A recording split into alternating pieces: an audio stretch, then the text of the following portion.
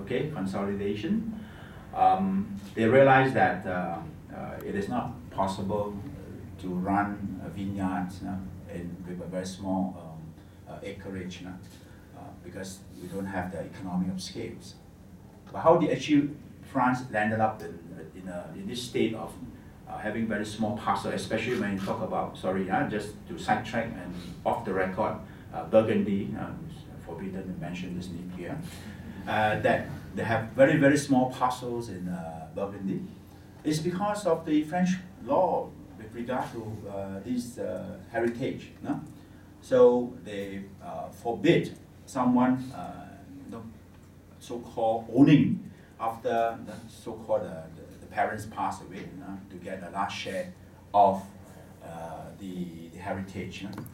So Burgundy went ahead, let the system flow, and that's why it resulted in many, many small parcels in Burgundy. But whereas Bordeaux, I think they are quite, in terms of economically, quite smart. So they went on what we call the shareholding perspective. So it's not heritage. So parcel now is with shareholders. So they managed to pass it down from the shareholding system and managed to even allow banks to buy over all these Bordeaux vineyards and things like that.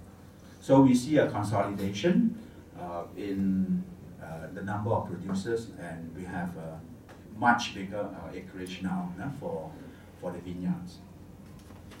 So you could see from this chart the same. So for those the vineyards over 20 hectares, so back in 2005 and compared to now 2015, there is a jump in terms of percentage. So from the pricing perspective, you could see that for the past 2-3 years, so there is a dip in generic Bordeaux wine prices.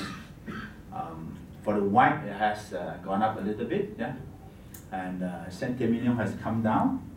So what's next, I think, is to look into in the next few years. That have to look into projections on consumption and production. So we can share with you later on. So exports